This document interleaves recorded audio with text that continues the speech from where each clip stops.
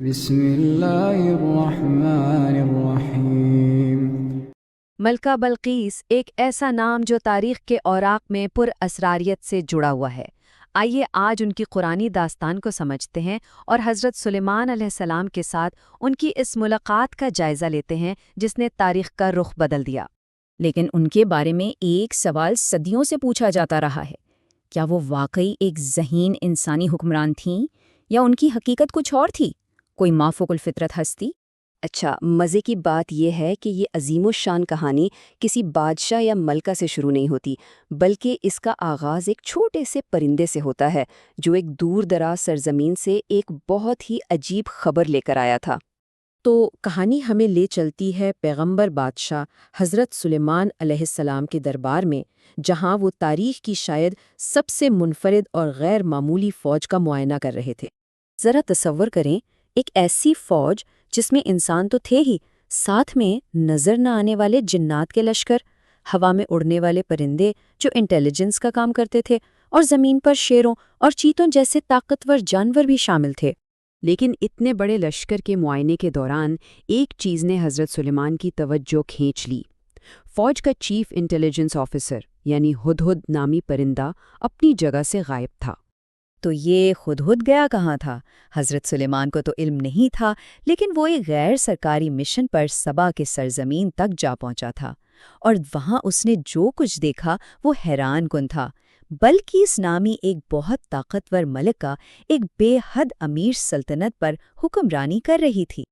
جب ہدہد واپس آیا تو اس کے پاس اپنی غیر حاضری کا صرف کوئی بہانہ نہیں تھا، بلکہ ایک بہت ہی اہم خبر تھی۔ اس نے آ کر بتایا، میں نے اس ملکہ اور اس کی قوم کو اللہ کے بجائے سورج کو سجدہ کرتے دیکھا ہے۔ اب یہ خبر سن کر حضرت سلیمان نے سوچا کہ پہلے اس پرندے کی بات کی سچائی کو پرکھا جائے، اور اس کے لیے انہوں نے ملکہ کو ایک بہت ہی واضح اور براہ راست پیغام بھیجنے کا فیصلہ کیا۔ اور خط پہنچانے کا جو طریقہ تھا وہ خود اپنی جگہ طاقت کا ایک زبردست مظاہرہ تھا۔ ہدہد نے حضرت سلیمان کا مہر لگا ہوا خط سیدھا سوتی ہوئی ملکہ کے بستر پر گرایا اور پھر وہاں سے غائب ہو گیا۔ اب سوچیں، ایک ملکہ اور اس کے بند کمرے میں ایک پراسرار خط، ظاہر ہے وہ پریشان بھی ہوئیں اور ان میں تجسس بھی پیدا ہوا۔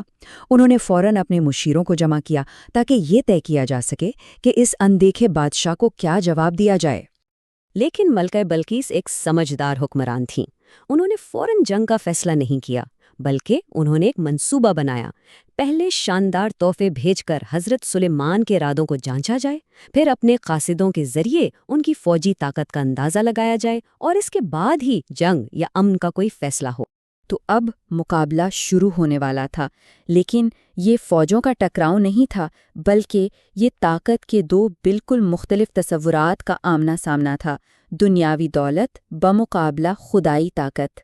جب ملکہ کے قاصد وہ شاندار تحفے لے کر پہنچے تو حضرت سلیمان نے انہیں بالکل صاف طور پر مسترد کر دیا۔ انہوں نے فرمایا، کیا تم یہ سمجھتے ہو کہ مجھے دولت سے متاثر کر سکتے ہو؟ جو کچھ اللہ نے مجھے عطا کیا ہے وہ اس سے کہیں بہتر ہے جو تمہیں دیا گیا ہے۔ اپنے تحفے واپس لے جاؤ۔ بات صرف تحفے واپس کرنے پر ختم نہیں ہوئی، انہوں نے اپنی طاقت کا ایک ایسا مظاہرہ کرنے کا فیصلہ کیا جو ملکہ بلقیس کے تصور سے بھی باہر ہو۔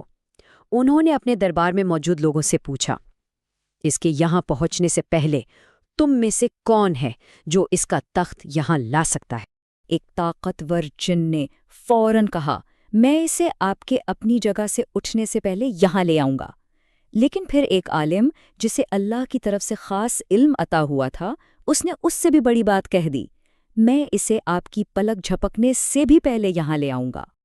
اور واقعی پلک جھپکنے سے بھی پہلے سبا کی ملکہ کا وہ بھاری بھرکم عظیم و شان تخت ہزاروں میل دور سے حضرت سلیمان کے محل میں موجود تھا۔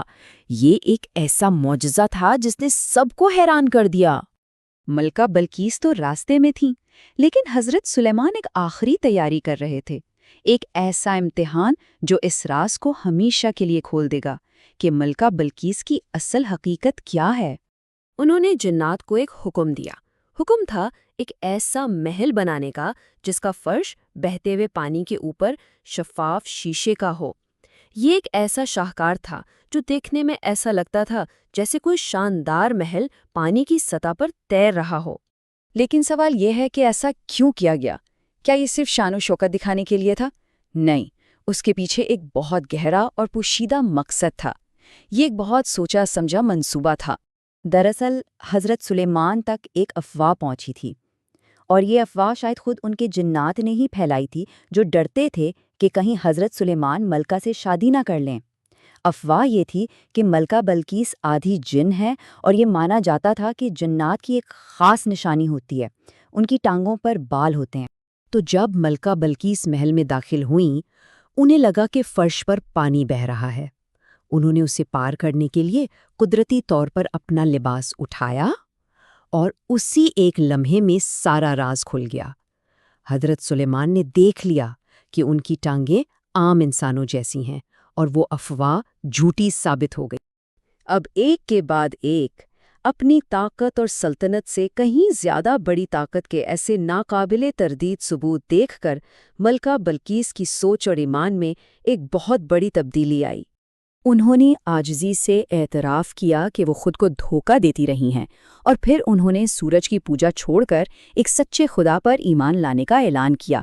انہوں نے کہا، میں سلیمان کے ساتھ اللہ رب العالمین کے سامنے سر تسلیم خم کرتی ہوں۔ تو یہ کہانی ہمیں ایک بڑے سوال پر سوچنے کے لیے چھوڑ جاتی ہے۔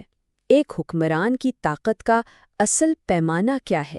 دنیا کی دولت اور سلطنت، یا پر خدائی حکمت اور سچا ایمان؟